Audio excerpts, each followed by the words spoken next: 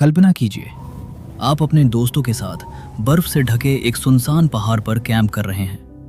बाहर तापमान -30 डिग्री तक गिर चुका है। चारों तरफ सिर्फ बर्फ ही बर्फ है। और फिर रात के अंधेरे में कुछ ऐसा होता है जिससे आप घबराकर अपने टेंट को अंदर से काट देते हैं और बिना जूते, बिना गर्म कपड़ों जमाने वाली ठंड में बाहर भाग जाते हैं। लेकिन क्यों? ऐसा क्या हुआ था उस रात? साल 1959 में रूस के बर्फीले पहाड़ों में हुई ये घटना आज भी दुनिया की सबसे रहस्यमयी घटनाओं में गिनी जाती है। इसे हम जानते हैं दियाटलोव पास मिस्ट्री के नाम से।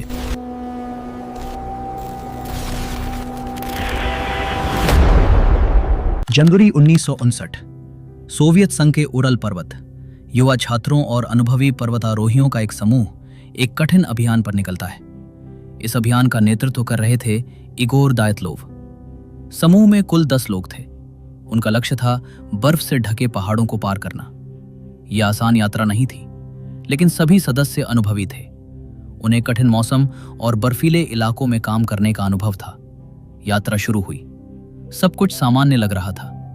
किसी को अंदाजा नहीं था कि यह सफर इतिहास की सबसे बड़ी रहस्यमयी घटनाओं में बदल जाएगा। यात्रा के दौरान समूह लगातार तस्वीरें ले रहा था, डायरी लिख रहा था, हंसी मजाक कर रहा था। आज भी उनकी कुछ तस्वीरें मौजूद हैं। इन तस्वीरों में सभी सदस्य खुश दिखाई देते हैं, लेकिन धीरे धीरे मौसम खराब होने लगा।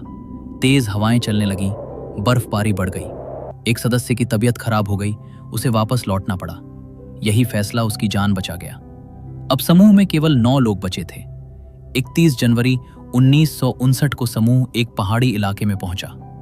1 फरवरी को उन्होंने एक ढलान पर अपना टेंट लगाया। यही वो जगह थी जहां सब कुछ बदलने वाला था। 1 फरवरी 1959 की रात। तापमान बेहद कम था। बाहर तेज हवाएं चल रही थीं। समूह अपने टेंट में आराम कर रहा था और फिर कुछ हुआ। क्या हुआ, यह आज तक कोई नहीं जानता। लेकिन अगली घटनाएं बेहद अजीब थीं। बाद में जब खोज दल वहां पहुंचा, उन्हें टेंट मिला, लेकिन टेंट अंदर से कटा हुआ था। ऐसा लग रहा था जैसे अंदर मौजूद लोग घबरा कर बाहर निकले हों।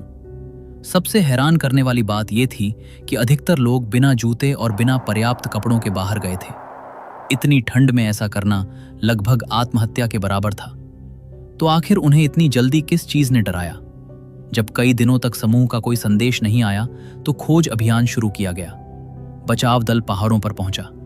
कुछ समय बाद उन्हें टेंट मिल गया, लेकिन वहां कोई नहीं था। टेंट के पास बर्फ में पैरों के निशान मिले। ऐसा लग रहा था कि लोग भागते हुए नीचे की ओर गए थे। खोज जारी रही। फिर कुछ शव मिले, कुछ लोग जंगल के पास मिले, कुछ अलग अलग स्थानों पर समूह बिखरा हुआ था। ये साफ था कि वे किसी कारण से अचानक टेंट छोड़कर बाहर निकले थे। लेकिन वो कारण क्या था? यही सबसे बड़ा सवाल बन गया।